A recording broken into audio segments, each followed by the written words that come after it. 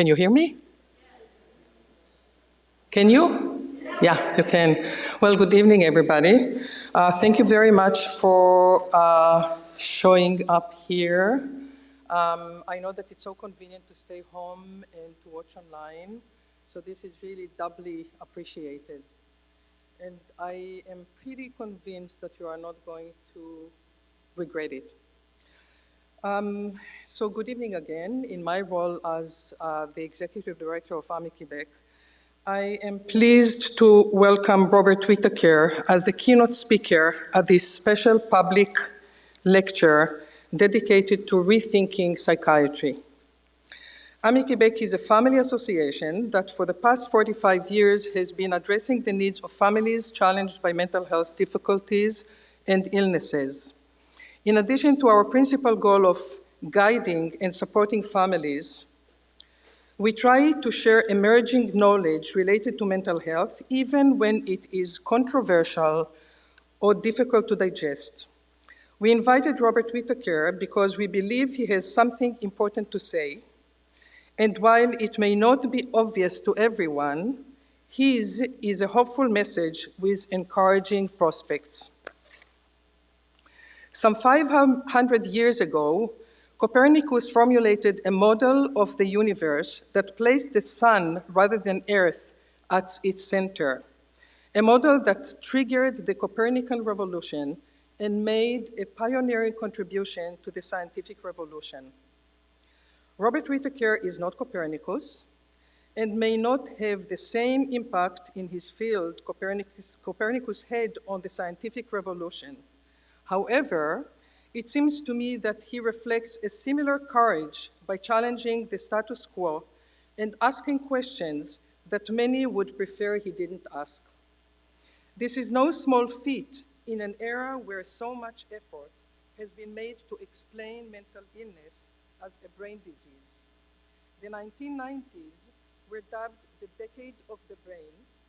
Nancy Andreessen, a highly respected American neuroscientist and neuropsychiatrist, published in 1983, The Broken Brain, The Biological Revolution in Psychiatry, followed by Peter Kramer's 1993 book, Listening to Prozac, which discussed how the advance of the antidepressant drug Prozac might change the way we see personality and the relationship between neurology and personality. Both were bestsellers and were quickly embraced by many in the healthcare community and the public. As he was seeking answers to many questions he uncovered while investigating the history of psychiatry, Robert Whitaker debunked some of the most commonly held theories about mental illness, especially the notion that it is a brain disease. He elaborated his findings and observations in his 2010 Anatomy of an Epidemic, Magic Bullets, Psychiatric Drugs, and the Astonishing Rise of Mental Illness that won the US Investigative Reporters and Editors Book Award for Best Investigative Journalism. The 3 books he wrote about the history of psychiatry may not have been bestsellers, and yet they may have a significant impact on this field as Copernicus' writing did on our understanding of the physical world.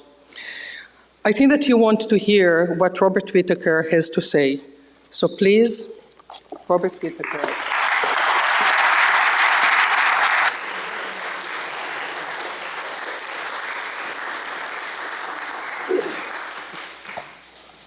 Well, first of all, I have to say that was a very nice introduction. Thank you very much. It's a real pleasure to be here, and I want to thank you for the invitation from AMI-Quebec. And I have to say it's so nice to actually not be in front of a computer screen and talking to people in person, so this is a real pleasure. I'm going to speak for about 15 minutes, and then we'll have time for questions and answers. That introduction actually really set the stage for what I'll be talking about in a nice way. And so the title, Rethinking Psychiatry. Well, if you go back to the narrative, the understanding that has driven our societal thinking about psychiatric disorders for the last 40 years, it really goes back to 1980 when the American Psychiatric Association published the third edition of its Diagnostic and Statistical Manual. And that was the moment they said, we're going to conceive of psychiatric disorders as brain illnesses, as discrete brain illnesses. And as Ellis said, in 1983, Nancy Andreasen put forth this new conception of psychiatric disorders. And the narrative very quickly was psychiatry is discovering that psychiatric disorders like schizophrenia, bipolar, depression are due to chemical imbalances in the brain, and that we now have drugs that fix those chemical imbalances like insulin for diabetes. Now that's a story of extraordinary medical progress because we all know how incredibly complex the brain is. And the story we were being told is that they had discovered the very molecules that cause madness, schizophrenia, cause depression, cause bipolar, and they could fix it. And if that story is correct, I'd say that's the greatest medical advance in history, given the complexity of the brain. And so that's how we organized our thinking around that narrative. And that narrative also, and she mentioned Peter Kramer, that was part of this great expansion of the psychiatric enterprise. By that I mean the diagnosing of people dramatically increased, the use of psychiatric drugs dramatically increased, and the way we thought about our kids and ourselves, it all changed around that narrative.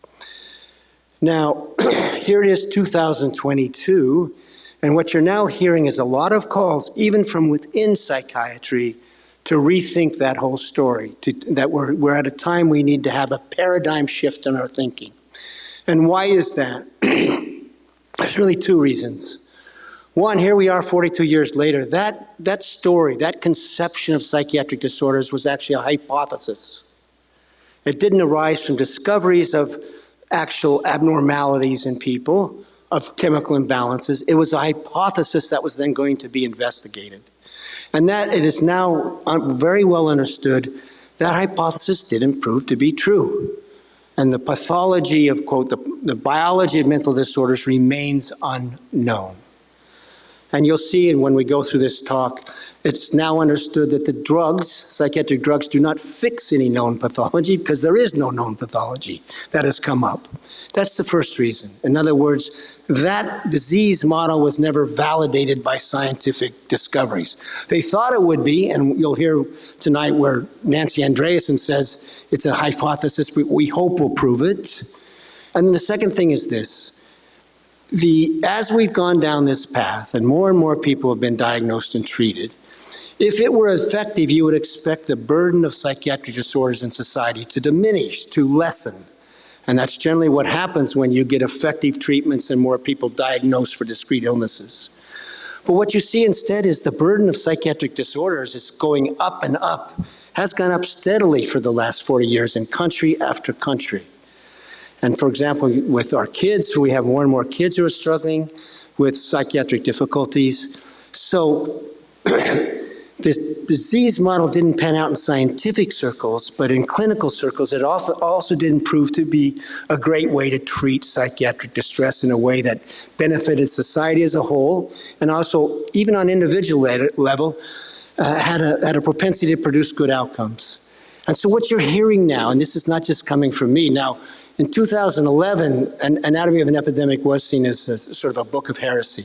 It isn't anymore. And what you see from within the institution now is people saying, we have to rethink this. I'll give you 3 quick examples. Tom Insel, who was the former director of the National Institute of Mental Health, recently wrote a book, Healing, and he said, what's gone wrong? We're getting more people treated, and more people diagnosed, and yet the burden of these disorders just keeps going up. We have to do something different. And in his book, he talks about sort of expanding our thinking about what are the causes of mental disorders and how to treat them.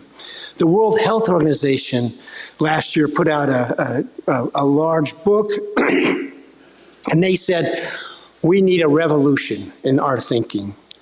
We need to move away from this disease model, and we need to embrace a more holistic model about how mental disorders arise within cultural contexts. So they called for it. And then the outgoing Special Rapporteur for Health, the UN Special Rapporteur for Health, Danius Purus, also said when he left his position a couple of years ago, we need a revolution. We need a paradigm shift in thinking.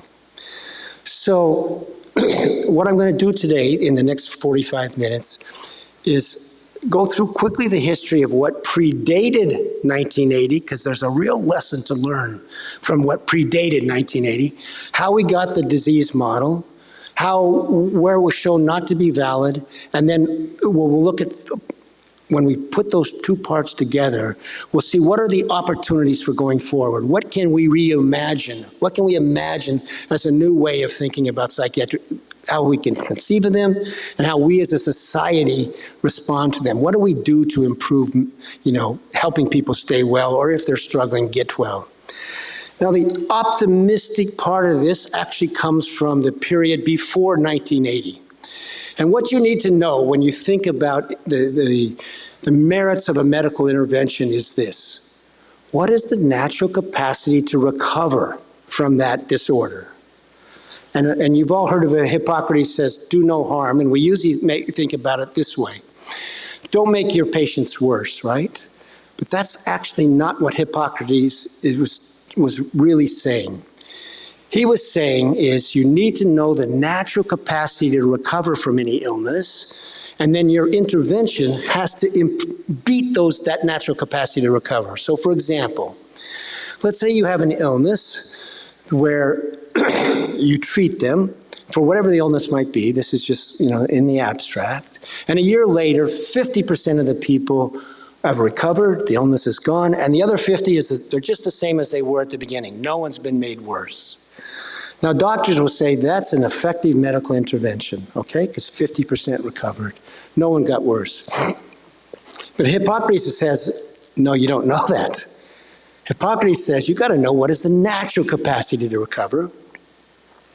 And if the natural capacity to recover is that 70% are well at the end of 1 year, and the remaining 30% are just the same, your intervention has actually lowered the recovery rate, and in that way it has done harm. So as a very beginning thing here today, we need to go back pre-1980 and look at what does the scientific literature, epidemiological literature, tell us about the natural capacity, or what is the natural spectrum of outcomes for things like schizophrenia, bipolar, mania, depression. And what we're going to find in that first part of this thing is a reason for optimism. Now, schizophrenia, one of the things I did when looking at this is I went and looked at outcomes for schizophrenia patients from 1945 to 1955. Now, to try to understand this natural spectrum of outcomes. And the reason for that decade is this. Before 1945, there were eugenic ideas about people diagnosed with schizophrenia. The idea was that they had bad genes. This goes back to the late 1800s and in the early 1900s. And the thought was, because they have bad genes, you needed to lock them up in asylums and not let them propagate their bad genes. So for up until 1945, there was a lot of thinking you just need to lock people diagnosed with schizophrenia away. But eugenics becomes a discredited theory at the end of World War II because, of course, that's what's behind Nazi Germany. And there's another thing that happens in 1945 that leads to a sort of paradigm shift in thinking. It's returning soldiers. So soldiers in World War II, many of them have sort of breakdowns, nervous breakdowns. And what they begin to realize is, with a period of time, many of those people could get better. They had an episode of illness, and then they could recover. So, beginning in 1945, the idea is we can treat even people diagnosed with schizophrenia, and with time, many will get better and can leave. And now the reason you stop at 1955 is because 1955 is when the antipsychotics are first introduced. So we have this 10-year window where you sort of are seeing some sort of the natural capacity to recover. So I went back into that literature, first in the United States, and here's what you find. It's quite a surprise. That anywhere from 65 to 70% of people diagnosed with the first episode of schizophrenia would be discharged within a year. Now, this is before there were antipsychotic medications. And then in studies that followed people up of the first episode cohort for 3 and 5 years, you'd find something like 65, 70% living in the community independently. Now, this is before we had disability systems, et cetera, to provide social services. So, for example, employment rates would be above 50% for this cohort, et cetera. And I looked at studies done at Warren State Hospital, Delaware State Hospital, Hillside Hospital in Queens. And then I was asked to give a presentation in Norway on this whole subject. So I looked at discharge rates in Norway, UK, and Scotland, and you saw the same thing. And so what you see in these studies, oh, and there was one more at Boston Psychopathic Hospital, a 5-year study, 100 first episode patients in 1947, and they looked out how many were able to live independently in the community 5 years later. It was 76%. And here's so again and again, what you see in that decade is people being discharged, anywhere from 60 to 70 to 80% in 1 year. And then when they follow the entire cohort out, 3 years, 5 years, about 2/3 able to function in society, and that's before the medication era. And here's what the researchers of the Boston Psychopathic Hospital said, a study. The majority of mental illnesses, especially the most severe, are largely self-limiting in nature if the patient is not subjected to a demeaning experience or loss of rights and liberties. That was their conclusion after what they saw at patients after 5 years. So keep that thought in mind, and we'll go forward just a little bit with schizophrenia, just for a second. So that was from 1945 to 1955. We have a couple more experiments in the more modern time where people weren't initially medicated, and what do you see? One of these studies was done by Maurice Rappaport. There was 3 studies basically done by the NIMH in the 1970s to revisit this question of, can people diagnosed with schizophrenia, are they necessarily going to become chronic? And the first study was done by Maurice Rappaport. It had basically, there were 41 people randomized in the hospital for a first episode of schizophrenia who were not put on medications right away in the hospital. They're discharged, and now once they're discharged, they're followed for 3 years, and now if people want to go on medication, they can. So what did they find in that study? 24 of the 41 randomized to that no drug arm got better, discharged, and basically, by far, they had the best outcomes at the end of 3 years. So again, you see that number of 67%. Then there was a study done, a similar study called the Soteria House, was run by the head of schizophrenia studies at the NIMH, a man named Warren Mosher. He thought just being in a community with people could help people get better. And in this form of care, what happened is they weren't initially put on antipsychotics. If they didn't get better, they would be put on it, and then they would be discharged, and they'd see how they were at the end of 2 years. And here's what they found. At the end of 2 years, 40% of the people in this, and this was a 10-year study, recovered and never needed to go on antipsychotics. There was another 40% that needed them for a period of time, and about 20% become chronically ill. So again, you start to see this spectrum of outcomes and a much more optimistic vision of things. And then finally, there was a study done by Martin Harrow and Tom Job, came out of the University of Chicago. They followed people diagnosed either with schizophrenia, first episode of schizophrenia mostly, or milder forms of psychotic disorders. They followed them for, now it's up to 20 years. But of the 64 diagnosed with schizophrenia, and just looking at the possibility of recovery, there were 25 who stopped taking their medication, mostly by year 2. And here's what happened. Here was their course of their outcome. At year 2, they weren't doing so well, actually. There was still a lot of symptoms, anxiety, that sort of thing. But there was this incredible period of healing between year 2 and 4.5, such that by the end of the fourth 4.5 years, 40% were in recovery, meaning they were asymptomatic and were working or back in school and had a decent social life. And over the course of, at the end of 15 years, he divided the outcomes in this way. He said, for the people who stopped taking medication, 40% just recovered, got better, and stayed well. 40% had fair outcomes where they would now and then have a relapse, and 20% became chronically ill. And by the way, just for his conclusion was these were much better outcomes for those who followed the conventional care. He said his conclusion, this was the best longitudinal study, was that people who are able to get off have significantly better global outcomes. But really the message here with their study and these other studies is you're seeing that for many people can be a time of psychosis, okay? And that's even with schizophrenia. But there's some people going to end up chronically ill, you see that as well. How about bipolar illness or mania? Going back way back to the late 1800s, early 1900s, there was a man named Emil Kreplin who studied outcomes at a hospital in Germany. And he divided basically the patients into two groups.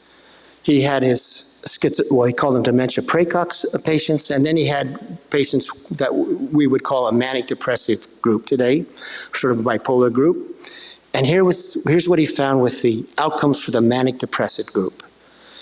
On the whole, that they would have a time of mania, or they would have a time of depression, or a time where they rotate a cycle between the two. But he concluded this.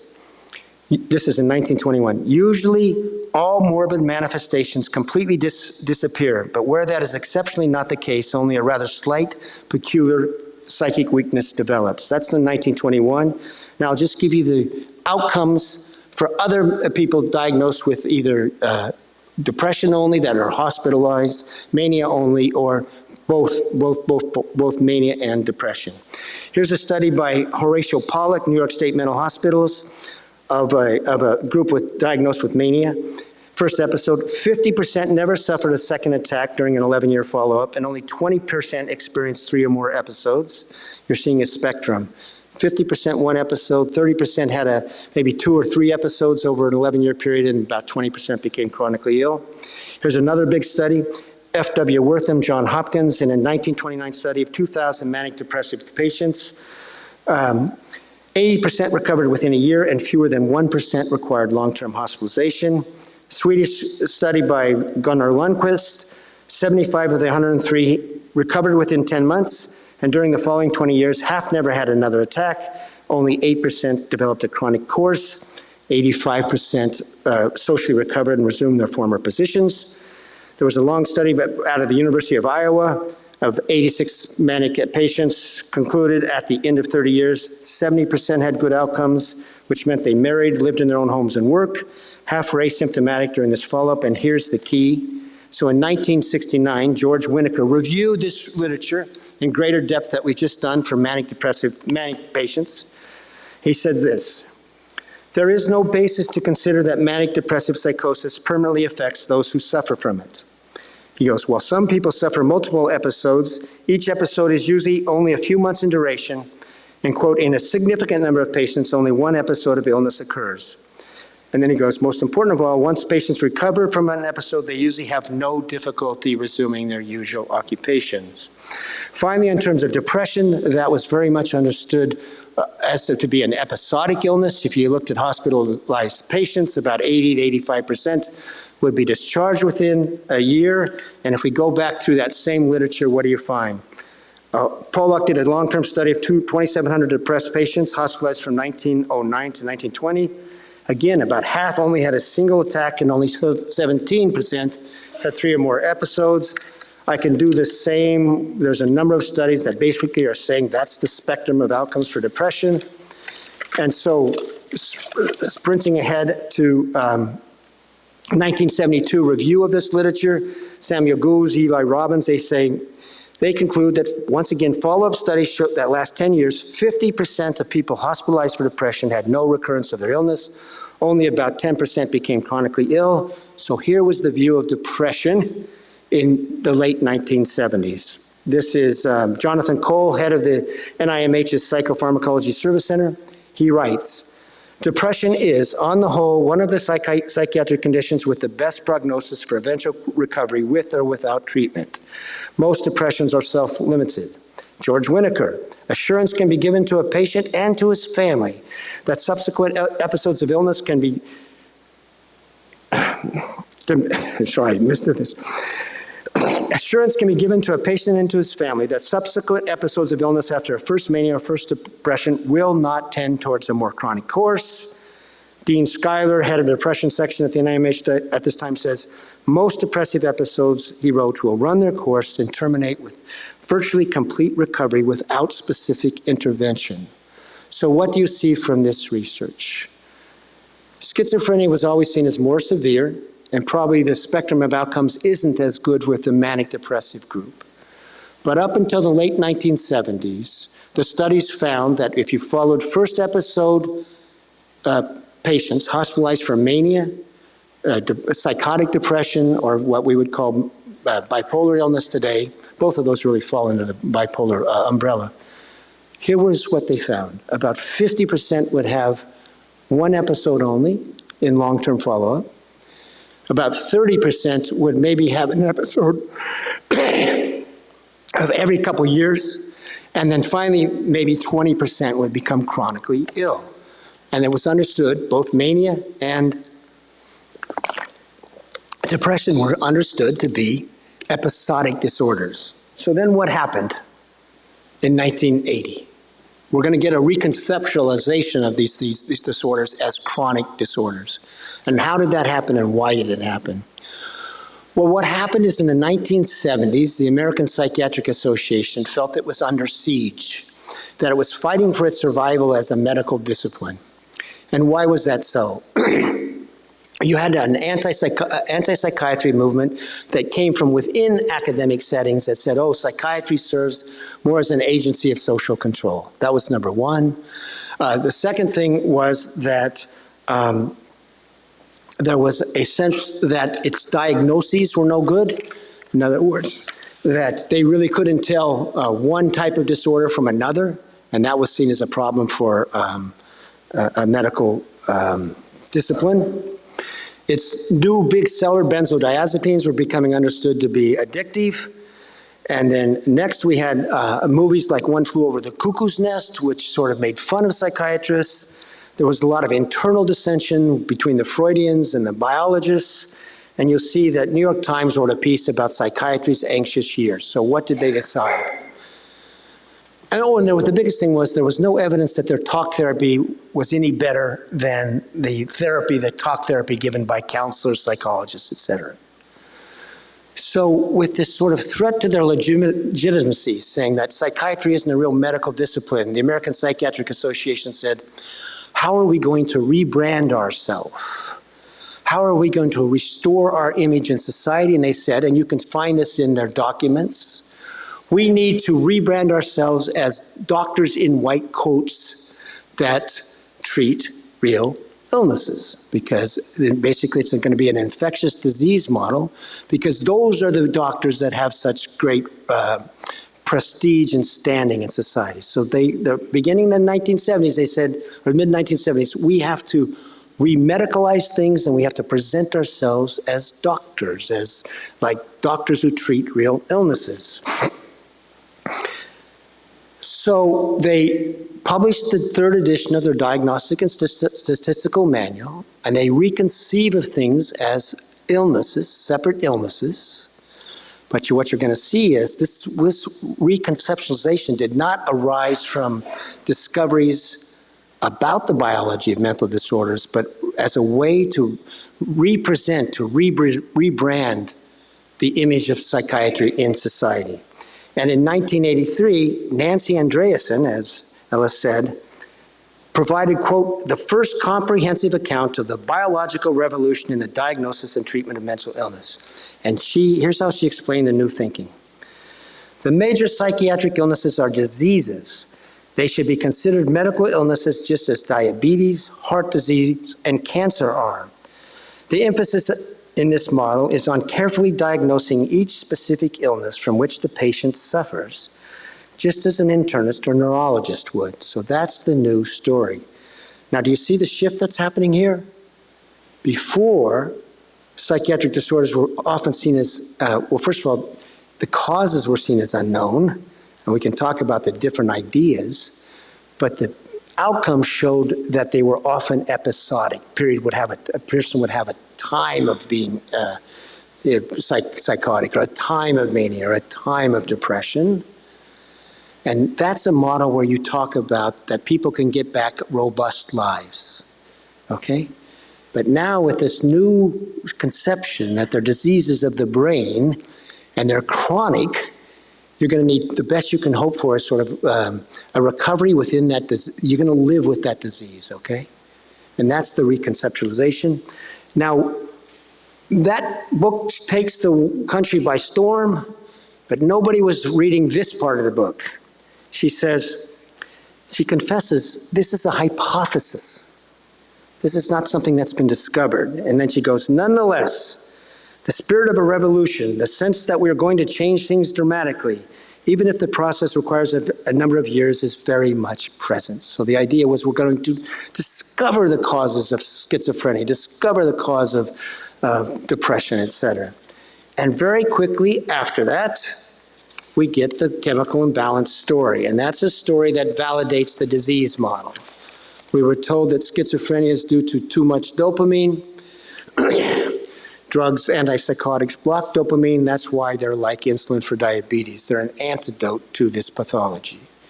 We were told that depression is due to too little serotonin. Antidepressants increase serotonin, and therefore they bring it back into balance. So that's a disease model story. That's the narrative we were told. And there were educational campaigns to convince the population that this was so. There were screening programs. And part of this story of this story of medical progress, is we did get new drugs. We got Prozac in 1988, which was said to be a drug that could help make you better than well. Then we get the whole SSRIs. By the way, in 1987, about 2% of the population took an antidepressant. And now we're up to like 15%, at least in the United States, although I think they're popular here too. And then we got the second generation of antipsychotic drugs like Risperdal, Zyprexa, and these drugs were said to also be breakthrough medications that fix chemical imbalances in the brain. And that was the story of a disease model, and we organized our thinking around that model. So, that's the big shift. We went away from conceiving psychiatric disorders as often episodic, and you could return to complete pre-morbid functioning, they would say, to that people have to live with these chronic diseases. That was the reconceptualization. Now, the key to this whole story of why we're now able to rethink this, arriving at a think of this, you got to look at the science into that chemical imbalance story. Is it true? Did they find that people with serotonin, depression had low serotonin?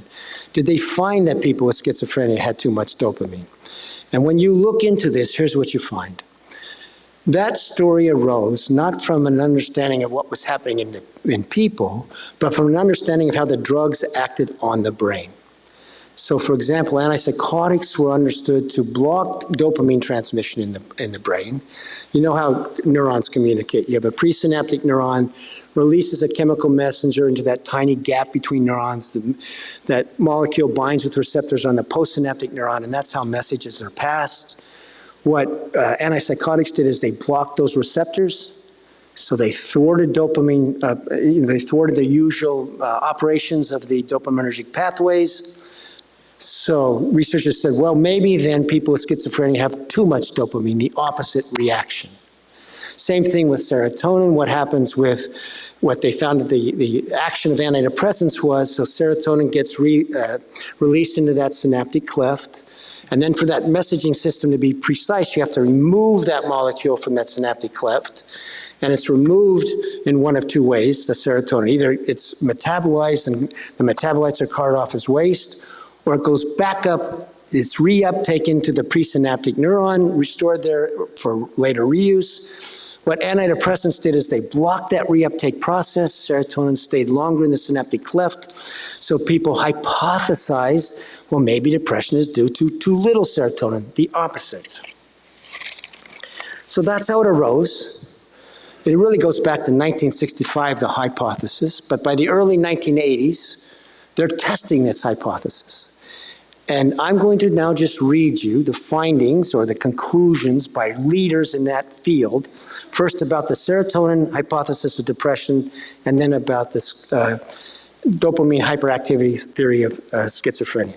1984, the NIMH did a study of the low serotonin theory, and here's what they concluded. Elevations or decrements in the functioning of serotonergic systems per se are not likely to be associated with depression. Now, there was a bunch more of research. Prozac comes on the market in 1987. There's all sorts of research into the low serotonin theory. And then in 1999, the American Psychiatric Association's own textbook says the hypothesis didn't pan out. And I'll just read you how they say it. It's a bit, they go this. The monoamine hypothesis, serotonin is a monoamine, which was first proposed in 1965, holds that monoamines such as norepinephrine and serotonin are deficient in depression and that the action of antidepressants depends on increasing the synaptic availabilities of these monoamines. However, they write, this is in the APA's own textbook, inferring neurotransmitter pathophysiology from an observed action of a class of medications on neurotransmitter availability is similar to concluding that because aspirin causes gastrointestinal bleeding, headaches are caused by too much blood loss, and the therapeutic action of aspirin in headaches involves blood loss. Then they go this. Additional experience has not confirmed the monoamine depletion hypothesis. It didn't pan out. Meaning that within the profession itself in 1999, the low serotonin theory of depression was declared dead. 2000, we have from Stephen Stahl, there is no clear and convincing evidence that monoamine deficiency accounts for depression. That is, there is no real monoamine deficit. These are leaders in the field in terms of research. I'll give you two more. Eric Nestler, he's like one of the world's greatest neuroscientists in the investigation of this. He says, after more than a decade of PET studies, monoamine depletion studies, and genetic association analyses examining polymorphisms, there is little evidence to implicate true deficits in serotonergic, noradrenergic, or dopaminergic neurotransmission in the pathophysiology of depression. You'll find all sorts of comments like that related to serotonin. As opposed to the dopamine hypothesis of schizophrenia in 1994, there is no good evidence for the perturbation of the dopamine function in schizophrenia. That's John Kane. He's a big dopamine respecter. 2002, Stephen Hyman, he's the former director of the NIMH, he says there is no compelling evidence that a lesion in the dopamine system is a primary cause of schizophrenia. 2005, Kenneth Kindler, he was one of the world's researchers, he says about this whole chemical imbalance story, we have hunted for big, simple neurochemical explanations for psychiatric disorders, and we have not found them. Finally, I'll just give you a paper in 2022, just published recently by Nasser Ghami.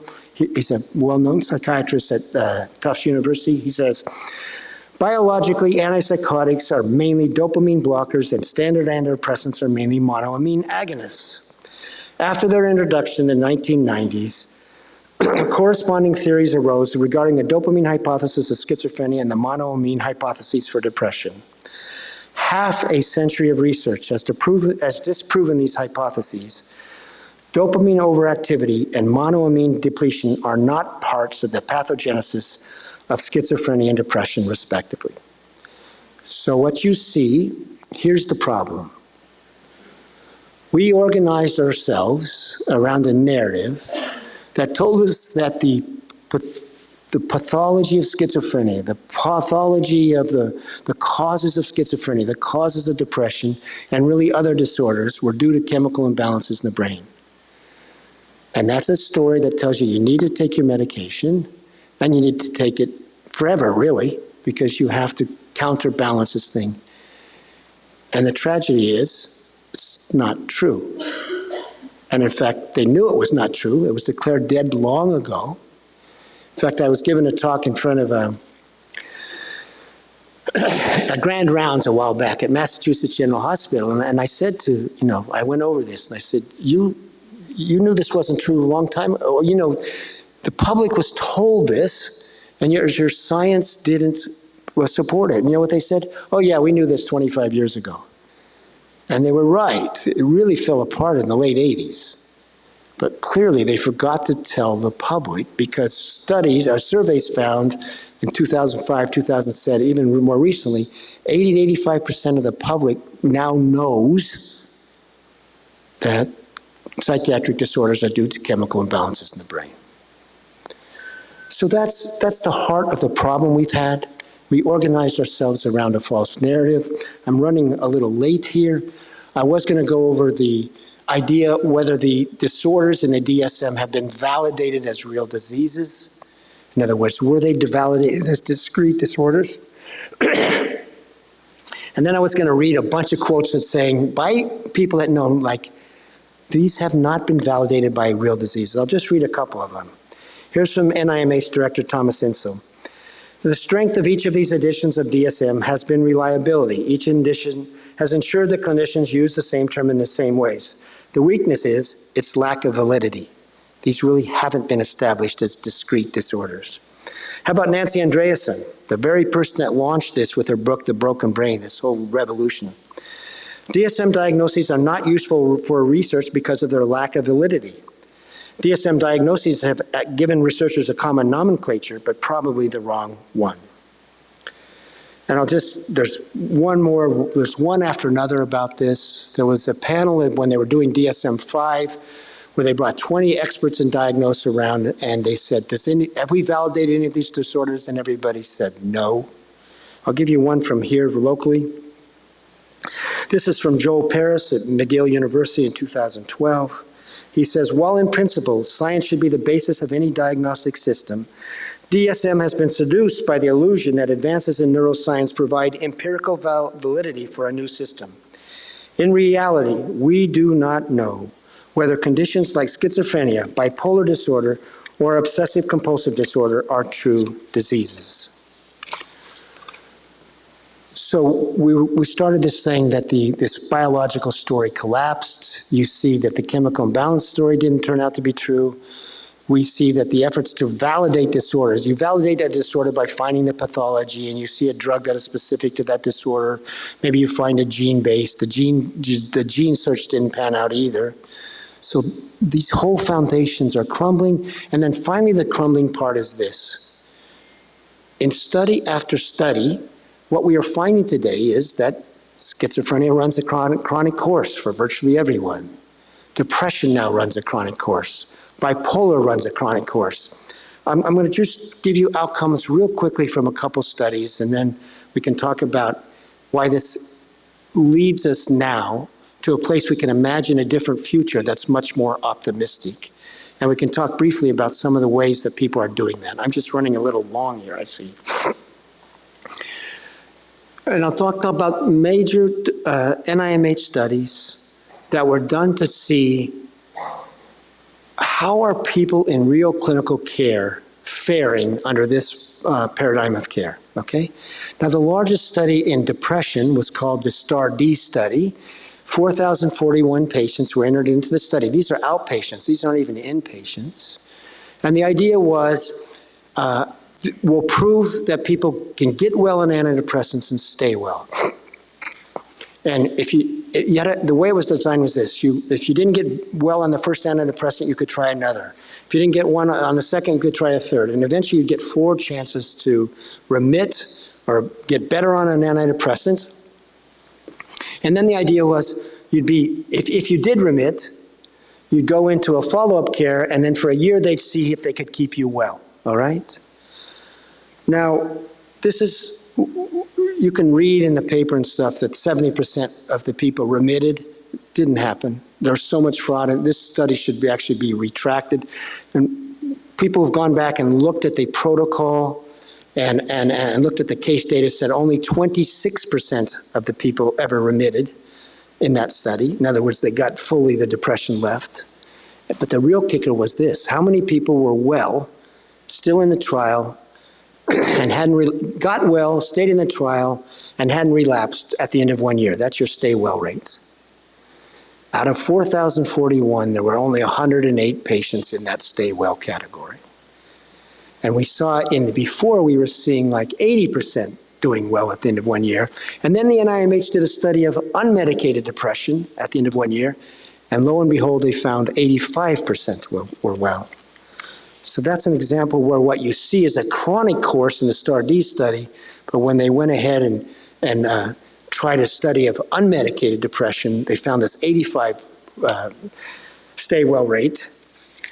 And the person even said, like, this is just what we used to see. Anyway, here's the new course of depression. Remember, it was talked about as episodic before? Here's what the textbook now say. Only about 1/3 will remit on antidepressants, I mean get fully better. This isn't when they're initially exposed. 1/3 are partial responders, but then end up with a chronic course. And 1/3 are non-responders, and they also end up with a chronic course. So here's the description in the APA textbook, which is so different from what they were saying in the 1970s. Quote, only 15% of people with unipolar depression experience a single bout of the illness. The remaining 85%, with each new episode, remissions become less complete and new recurrences develop with less provocation. The NIMH now advises an episode of major depression may occur only once in a person's lifetime, but more often it recurs throughout a person's life. So we went from advice in the 1970s saying you're going to get better, it's an episodic disorder, to now it's running a chronic course. By the way, the NIMH investigators, when they had that outcome of 85% better at 1 year, they said these results provide perhaps the most methodologically rigorous confirmation of the previous estimates we saw in the pre-antidepressant era.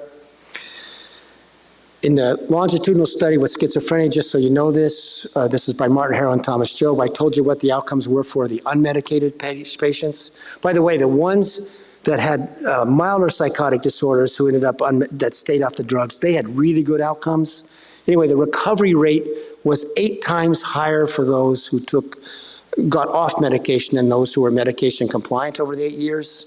So the recovery rate was 40% for those off medication and 5% for those on medication, and they were also much more likely to have a very poor outcome.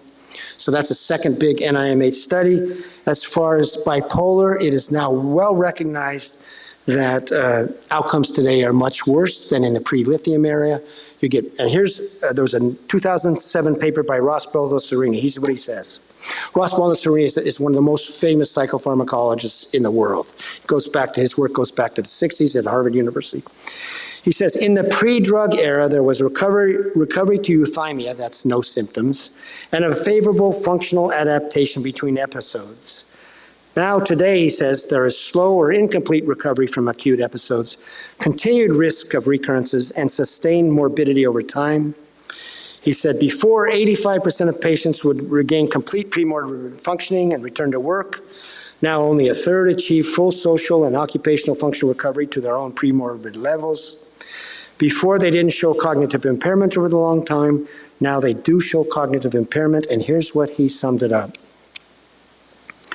Prognosis for bipolar disorder was once considered relatively favorable, but contemporary findings suggest that disability and poor outcomes are prevalent despite major therapeutic advances. So what we see when we go back to that pre-1980 era is that there was thoughts that there were many causes of psychiatric problems. Could be biological. There was a thought that it could be like environmental causes, especially when we go back to the war. There was a faction within psychiatry that thought that, oh, it also has to do with social things like poverty. There was a lot of different things, but the most important thing we can get from that time is there was an understanding that for many people they would have a time of illness and they get better and they would return to a robust life.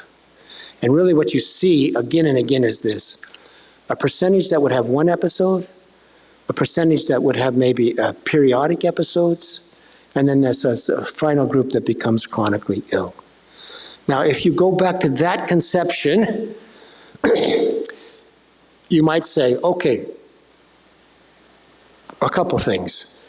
What do we need to sort of improve on that natural capacity to recover? And one of the things we know that certain things like, you know, good diet, exercise, meaning in life, finding a place in life, all those sort of environmental things can certainly support people and help people get better and help people stay well. And also, it lends itself to the idea that maybe what we need is a selective use of psychiatric medications, because you see the spectrum of outcomes, and basically you start to see there's one group of a first episode that can get better without the medications. There's a second group that seems to need them for a time, and there's a third group that maybe needs to stay on them, okay? And that's basically what you saw with that Satyria experiment in the 1970s, was this 40% never needed to go on the drugs, 40% used them temporarily, and 20% long-term. So, proof of principle, and then we'll get questions. I've gone a little long. Part of this reconceptualization is, how do we build upon this natural capacity to recover? And it really begins with a reconceptualization that says nature is telling us people often can get well. Anyway, a group that reconceptualized things in 1992 was a group in northern Finland. And what they said in 1992 is, we're going to say that psychosis does not occur inside the head, but psychosis occurs in the in-between spaces. And that basically when you have a psychotic person, they're no longer able to be with others. So what we need to do is repair those in-between spaces. And as part of this, they said, we're going to use antipsychotics in a selective use manner. We're not going to put people on initially, because we have found that if their emotions are not muted by antipsychotics, they're better able to engage in the dialogical therapy, where they would bring family members and friends in and almost try to set up like people around a dinner table where you can be with others again. But then if people weren't getting better for a while, they would put them on antipsychotic medication for a period of time, and then they'd see who could come off. So they ended up with a group that would never go on, a group that would be on temporarily for like 6 months, and a group that needed to be on the drugs long term. And now, if you went there, as I did, you would see this is not an anti-drug model. This is a best use model. How do we see who needs them and for how long? Anyway, they adopted this way of doing things in 1992. And at the end of 5 years, here's where their outcomes. Of their first episode psychotic patients, 80% would be working or back in school at the end of 5 years and asymptomatic. Only 20% would have gone on to disability and sort of a chronic course. And of medication use, it was like this. 2/3 of their patients at the end of 5 years were never exposed to the drugs. 13% used them temporarily, and 20% used them long-term. And so you see how that sort of fits? Going back to that old epidemiological data of 67% sort of getting well in 1945 to 55. That's really what they were finding with this form of care. Now it's intense psychosocial care. They try to build bridges to make sure people can be back with their families and either go back to school, go back to work. They're trying to rebuild a social sort of system for people, support people, and they also try to give them a different narrative. The narrative patients hear today so often is, oh, you have this chronic illness and you're going to have to live it for life. And there's sort of a pessimism around what is possible. They changed that and said, we're going to help you get your life back. And we're going to help you build a narrative where you can be with others and that sort of thing. Oh, and by the way, just one small thing, going back to the Harrow study, in that group that was off medication and recovered, they had dropped out of care. And he just managed to follow them as they went through their life. And he found people who had been diagnosed with schizophrenia. One became a lawyer, there was a teacher, and the others were had blended back into society. But of course, they no longer told people they once had a diagnosis of schizophrenia. He says, we don't see these good outcomes. Anyway, we've now reached this moment where it is recognized that biological story, which was a hypothesis, didn't pan out in terms of scientific discoveries. We know that there's still people wanting to find the pathology, but we haven't found it, okay? That's the first thing. The second thing is these the DSM diagnoses are understood now to be constructs and not actually validated, something that validates one illness separate from the other. That's well recognized. And third, it's well recognized that the outcomes aren't good. They're running too much of a chronic course, and the burden of illness keeps going up and up. And Tom Insel in his book says, how is it that more and more people getting treated, and yet all the markers for the burden of mental illness are getting worse? Real quickly, I'm just going to read a couple last things, and then we'll have time for questions. I've gone a little long. Just so you hear this. This is Danius Paris, UN Special Rapporteur on the Right to Health. The urgent need for a shift in approach should prioritize policy innovation at the population level, targeting social determinants, and abandon the predominant medical model that seeks to cure individuals by targeting disorders. So we can say at a social level is we should start thinking about how do we create societies that better nurture each other and us all, our kids, that sort of thing. Now here's the World Health Organization. It's a little loud, but I just want to show you that this is not coming from some place of heresy, what I've talked about, but it's really now a mainstream call for a rethinking of psychiatry and a paradigm shift. They write, a fundamental shift within the mental health field is required in order to end this current situation.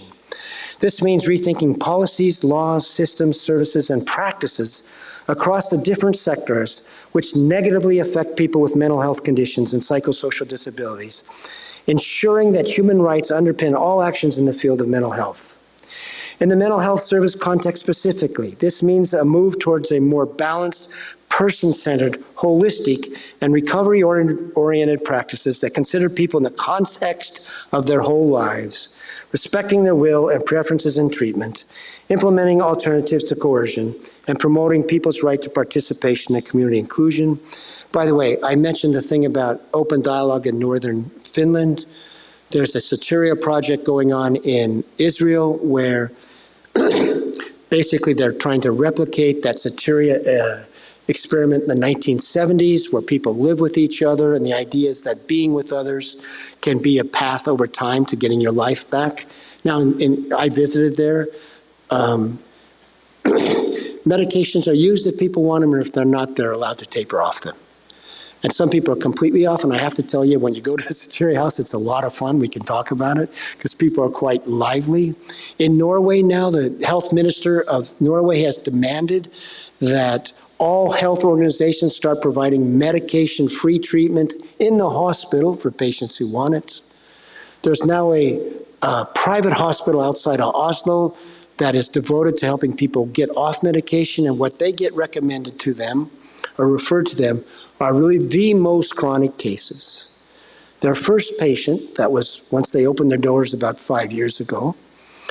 By the way, this all came from patient sort of initiatives and also pointing to the research literature is why the government began supporting this. Their first patient had been hospitalized 241 times. She had been held in isolation for the previous 3 years. Basically, she'd been hospitalized from age 13 to age 33. She was on 31 medications when she arrived. Now, what did the psychiatric nurses that started this, what is the very first thing now she had been in isolation for 3 years because they thought she was a suicide risk, couldn't be trusted, and now she finally got to this place. So the very first thing they did to this woman when she was referred to her, they said, I think you need a vacation. And they sent her to Mallorca with a nurse, what were they showing? You can be trusted. And this was a whole different way of being. She now works at the hospital. She's lost like 130 pounds. She's down to 2 drugs. And she says, I got my life back. So that's what I'm trying to say is there are initiatives out there that are happening to really provide sort of a more holistic care, a thing that builds on what we all know. What do we need in life? We need meaning in life. It's really helpful to love someone or have someone love you. It's good to have, good food, diet, exercise as sort of a foundation. And then also there is this thought in this merging rethinking that These disorders can be episodic if we don't do things to turn them chronic. Now Nasser Ghaemi, I'm going to close with this quote. And then I'll tell you one little personal story that I've just discovered not too long ago, actually. Nasser Ghaemi is a big biological guy. He's like Mr. Bipolar in the United States. And here's what he wrote in his 2022 paper. Most psychiatric drugs have not been proven in properly designed randomized trials to improve the course of any illness they are purported to treat. Specifically, they have not been shown to prevent hospitalization or extend life, as many clinicians believe. Short-term symptomatic benefit, that's how these drugs get approved, because they knock down the symptoms better than placebo over the short term, should not be presumed to provide long-term disease-modifying benefits in psychiatry. Since most psychiatric drugs are symptomatic, they should be used mostly short-term rather than long-term and at lower doses. He would not have written this 10 years ago. So the Copernicus analogy was sort of fitting in the sense that if I would have given this talk 10 years ago, and I was giving this talk sort of 10 years ago, differently, but just going over the outcomes for medicated patients, it would be seen as heresy. It's not today. Because what is now recognized is the disease model never panned out. The drugs don't fix a known pathology. The DSM diagnoses are constructs. They're not validated diseases. And outcomes with this form of care, this disease model, which envisions things as chronic illnesses, that's the irony of this, is it's not producing good outcomes at a social level or really for individual levels, and instead what we're seeing is these conditions that used to be episodic for so many people are now running a chronic course. And so why is this good news?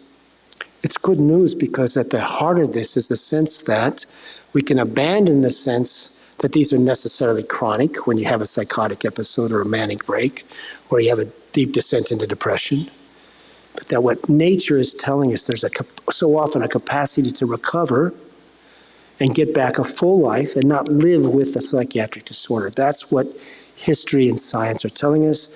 Now, I'll tell you the personal story here. When I first wrote about this whole story, was a book called Mad in America, which was published in 2002. And I had no personal involvement with psychiatry. Didn't know about it in my family or anything like that. And then all of a sudden, my mom goes, "Oh, you know, your dad was in the hospital." I go, "No, I didn't know this." Turns out, but my dad was one of those people. He served in World War II. He was a lieutenant. He commanded an artillery group. He spent a fair amount of time in a foxhole getting shelled or shelling other people. And he was one of the people, it turns out, when he came back, he had a breakdown. But the interesting thing is when I finally asked my dad about that, and I said, "Well, what did they tell you?" And they said, because he had started working by this time when he had this breakdown. And his bosses told him, "Oh, don't worry, you'll be better. Your job will be waiting for you." And that's precisely what happened. He was in the hospital for about 6 months, and then he never had another problem in his whole life. So, and just so you know, I run a webzine called Mad in America, and we now have affiliates in 11 countries. And all these affiliates are devoted to this idea is the disease model has failed. What can we imagine in its place? And let's look at alternatives. Let's look at research that tells us of better ways. This weekend, we're going to be doing a piece about something called the Nurtured Heart Approach, which is now taking off in schools across the country and even in other countries. And rather than diagnosing kids with ADHD, it's a way of getting the schools to basically create a different environment for the kids. And what do you see? You see ADHD diagnoses go way down, delinquency problems go way down. So that's one of the things we're trying to do is highlight alternatives, report on alternatives that do tell of this much more optimistic possibility. And that, I think, is what we can all grab onto, is we can reconceive these things. It doesn't mean there's easy answers. And you do see, even in the data, there's a group that ends up chronic. But it's a much more optimistic vision from that first moment when people have trouble of what's possible. So, thank you.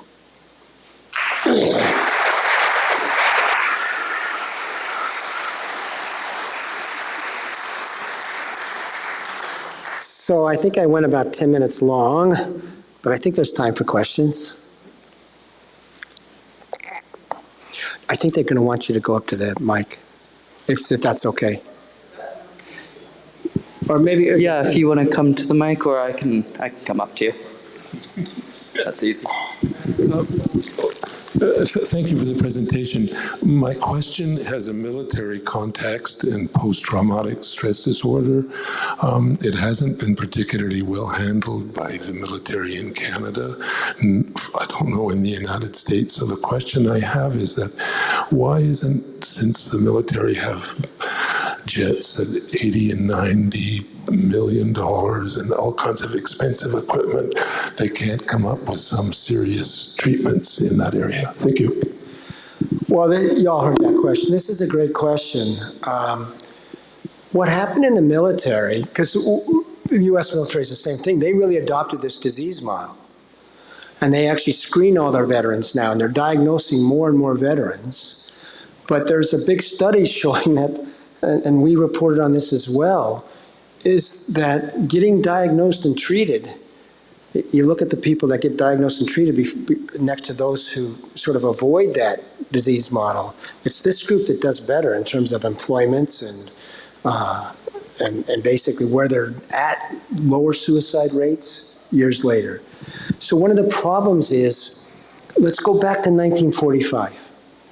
The conception for my dad and others was, they were traumatized by the war, the experience in the war. And the time was, the first thing was that time could heal.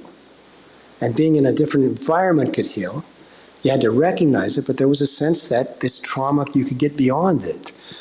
But now we've even sort of conceptualized PTSD as a chronic condition.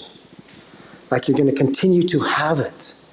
But that's a new conception. I mean, just listen, trauma does affect us physically. And, and then there's good studies about what happens to kids who are traumatized. We have something called the ACE study. They have a lot more difficulty in life later on. So I don't want to diminish this. But one of the problems is we're seeing returning military veterans in this disease model lens, as opposed to these are people who went out and, especially if they got into war conditions, that's really hard on human beings.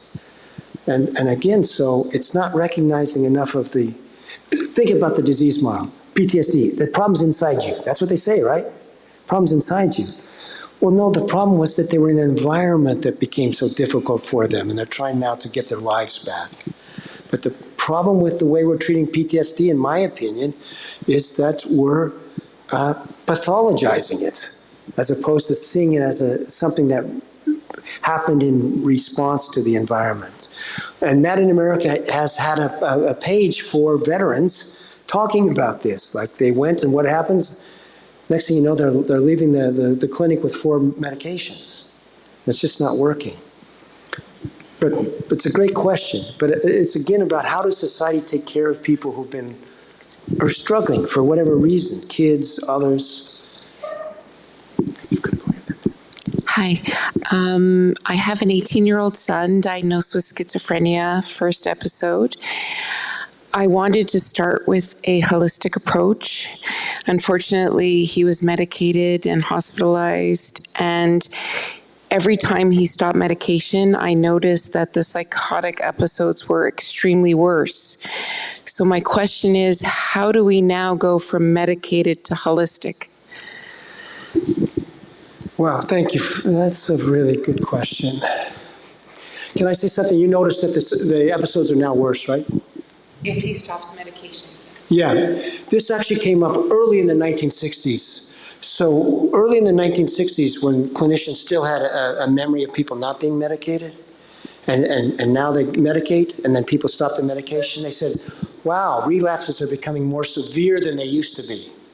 And there was this whole sense that something was going on with the drugs that changed the brain that made you more vulnerable to psychosis over the long term, and that really showed up when you came off the drug. It was Canadian researchers that in the early 1980s, I think they were at McGill, who put together what was happening. And what they came to understand was antipsychotics block dopamine. Now, profoundly so. Now, your brain being this extraordinarily neuroplastic organ, it tries to compensate for the presence of the drug, and it does so by increasing the density of its dopamine receptors. And the research, I can't remember if they were at a university in either McGill or University of Montreal, I don't know.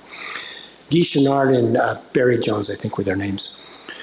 I mean, I know Guy Chenard was the name. And they said the brain is now super sensitive to dopamine, and this has two effects. When you come off, think about this.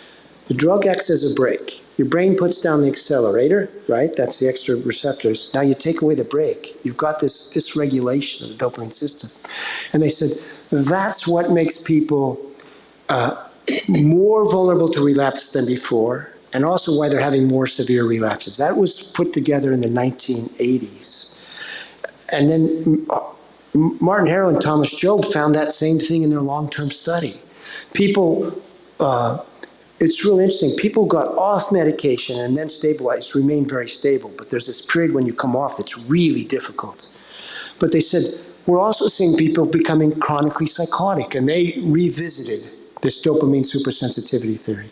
So what I'm saying to you is, there's a sense that initial exposure is a bit of a trap, because you get used to the drug and then it's hard to get off. Now, the real question is this: how do we go back? Because what they're taught to do in the standard of care is to get people on antipsychotics right away and maintain them on that. And yet the long-term recovery rate for that is 6%. And you get these weight gains, you get this lack of functioning, emotional engagement, all this sort of things. And your son is 18 years old. Can I ask you a question, if you don't mind? Any chance he was doing drugs before he had a psychotic episode? Okay. This is the other thing we need to address. This is not old organic schizophrenia. If you go into emergency rooms today and you find people with the first episode of psychosis, so many of them have been doing marijuana, other illicit drugs, or stimulants, or antidepressants. So you should be treated for drug-induced psychosis. That's what you should be treated for. They don't have a chronic illness. They did drugs. But how do we turn this around? Public's got to say, we want to do something differently. In Norway, the way they got this is, now Norway's a small country and it has all these sort of democratic channels. But they basically lobbied for this for years, this medication-free treatment. They brought me over like a number of times to argue with the psychiatrists about what the literature showed. And the health minister finally said, yeah, there's an evidence-based reason for treating people without medication. Now they have a medication-free ward for psychotic patients in Tromsø, which is quite to the north. And you know what they're finding? Especially with early episode or first episode, they can get people off. I mean, the people can do okay. But how do we bring this to our society? All I can say, and then in Israel, they're starting to do some of this. Somehow we have to make the plea for saving our kids. I mean, I'm going to, your son is like, there's two roads out here. You know what I mean? We got to give him the chance to go down this other road. We need to do that. That's what our obligation to your son is. And if we just push him down this permanent thing, he won't have a full life. I guarantee you. He'll be numb, he'll get heavy, very likely he won't work. You know what by the way, the people in the Harrow study off medication, you know what the work rate was? Diagnosed with schizophrenia. Between 80 and 90%. And you know what happened? Now, this was the best longitudinal study funded by the NIMH. It's so upset the powers that be. They don't talk about this in their textbooks. They don't talk about it to the public, so we don't hear about it. And what we really, and I hope you see this, I'm not anti-drug. Figure out how to use them. But just be honest about what they do, honest about the outcomes, and then we can have a society that builds its thinking around informed consent. And that's not what we have right now. And I'm sorry about your son. I mean, I hear these stories that it just breaks my heart. I mean, yeah.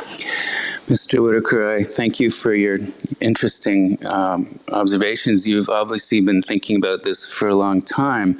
I appreciate your noting the social and cultural aspects as well as historical trends. And I mean, you didn't even get into the role of the drug companies or the anti-science phenomenon within science itself. But I'm curious, just as you've been thinking about this for a long time, do you think there is a brain issue in mental health or not?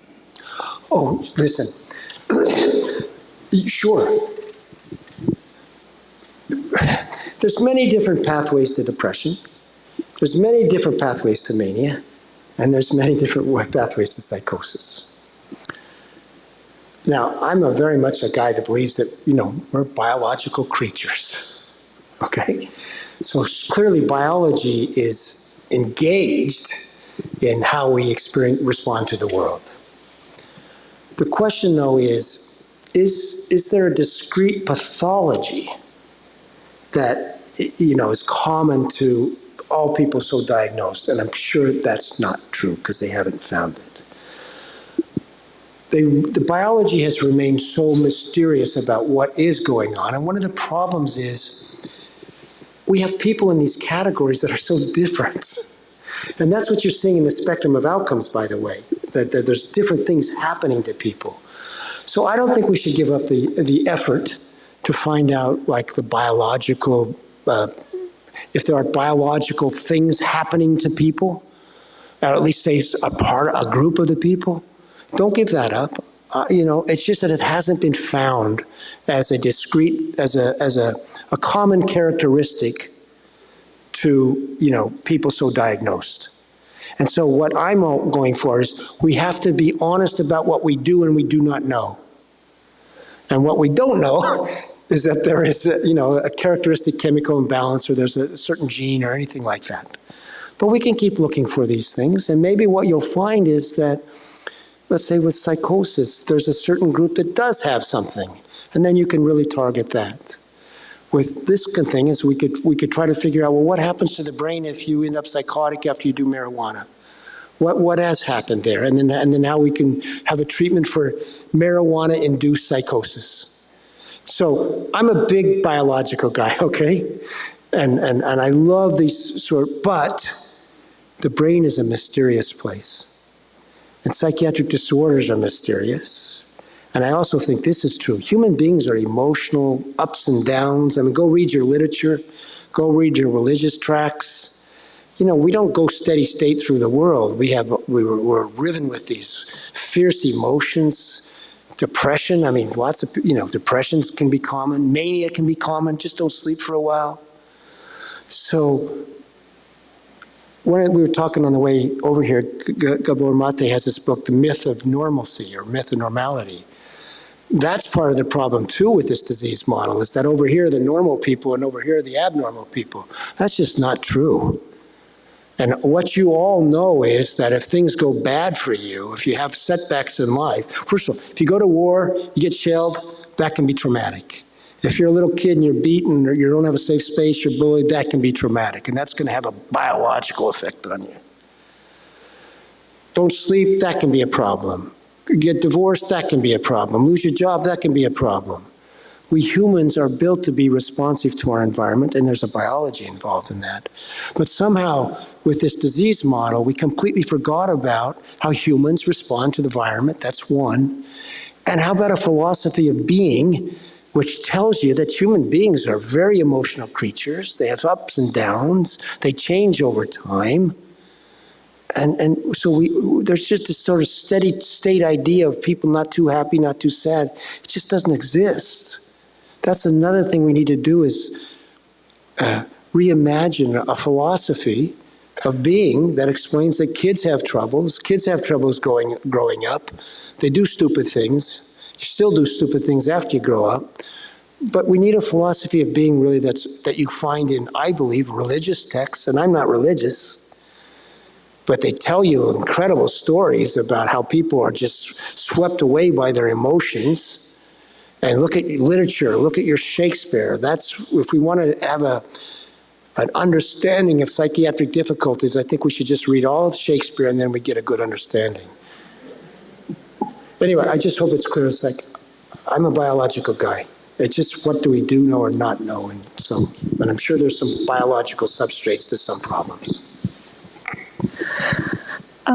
First of all, thank you so much. I've read both your books. I've actually given Mad in America to several people.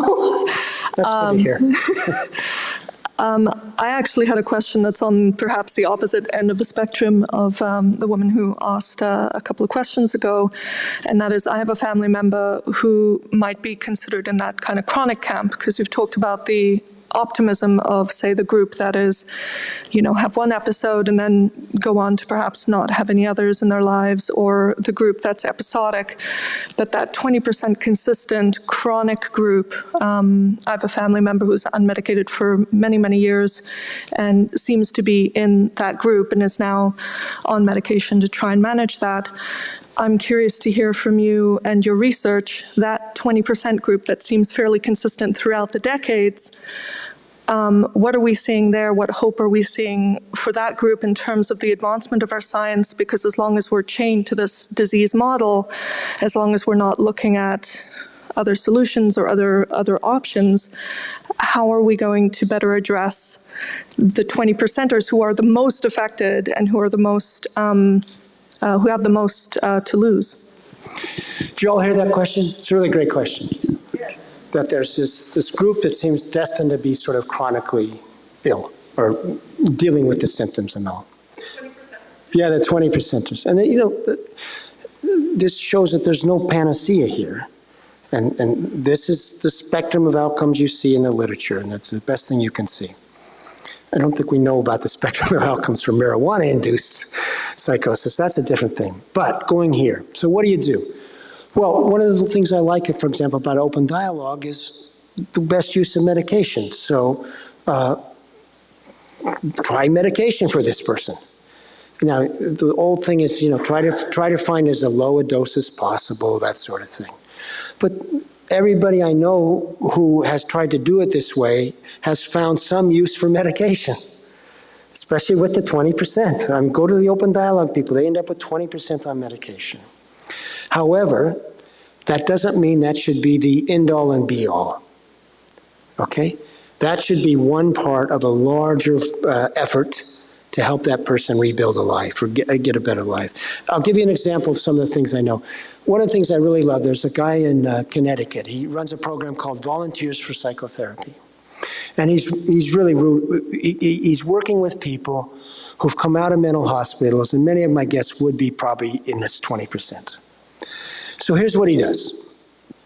I'll give you an hour of free psychotherapy every week, but you have to pay for it in this way. You got to do 2 hours of volunteer work. So what happens now when they do volunteer work? Well, they go work in shelters, or they bring food, or whatever it might be. Work with the homeless. What is that person doing when they're volunteering work? They're no longer the person being helped. They're helping somebody else. They're going to find meaning in that, very likely, if you can get them to do that. They get out of the house. And now they have a way to go. If anyone asks them, well, what do? It's not, I'm a mental patient. It's, I work with the homeless, or I work with an animal shelter. That's just an example of how you can,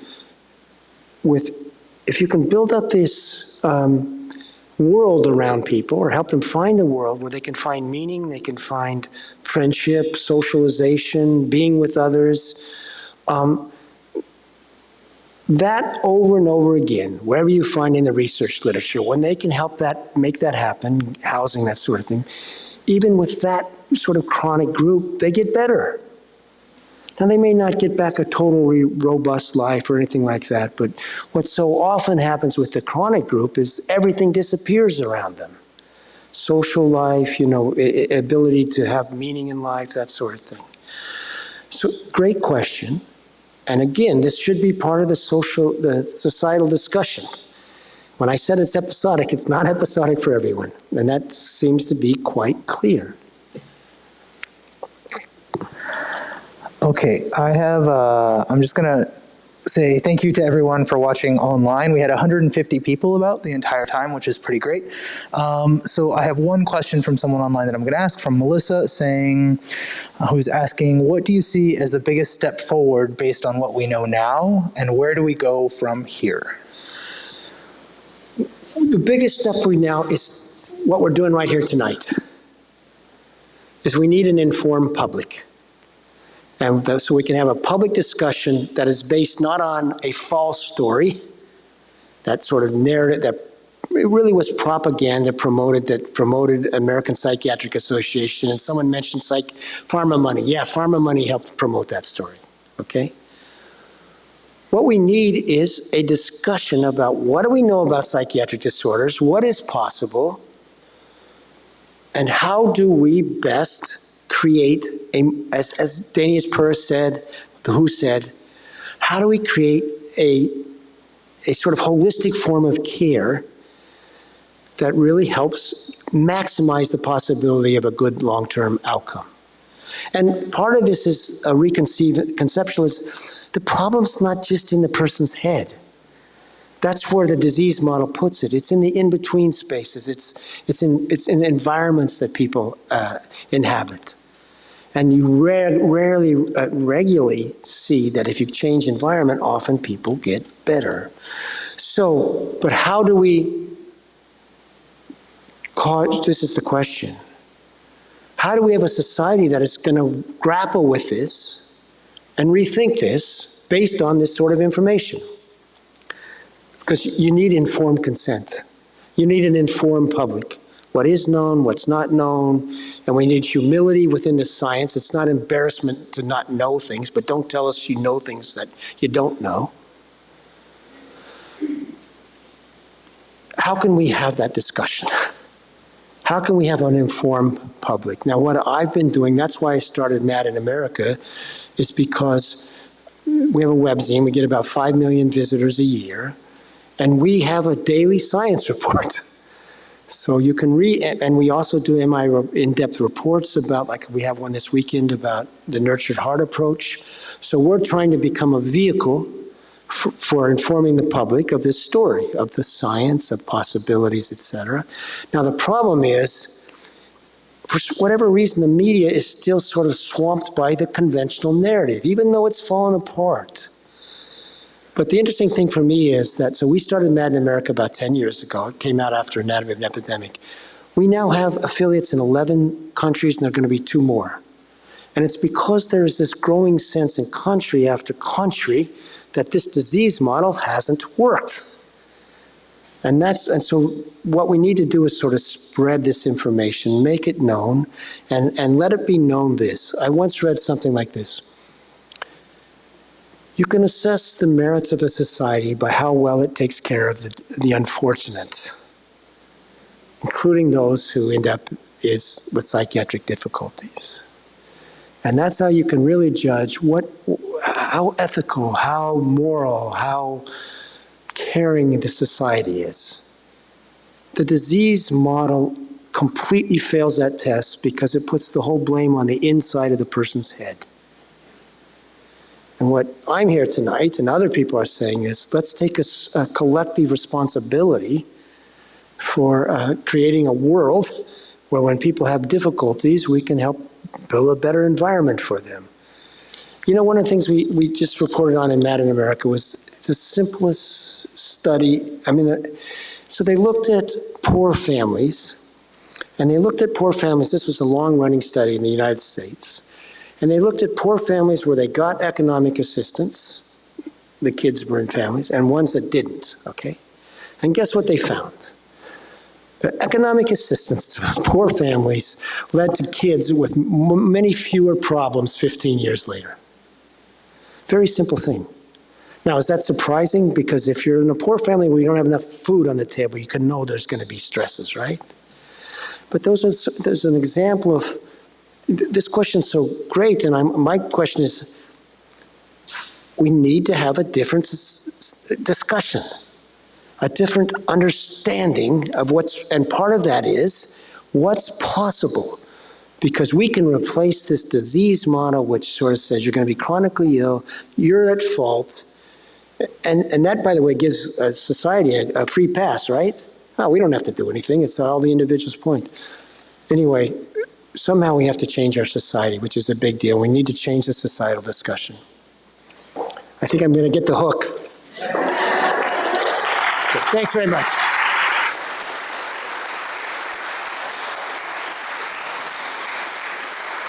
Thank you so much. I do believe that the real challenge right now is really to decrease the gap between knowledge and practice. And I think that what you are doing today and what you are going to do tomorrow, hopefully, is going to contribute for this effort. As a complimentary virtual gift to you, I would like to give a very warm recommendation to Gabor Mate's latest book, The Myth of Normal. I think that it would really complement very well Robert Whitaker's lecture, and it will make you hopefully a little bit more convinced in what you have heard tonight. So thank you very much for coming in, and see you next time.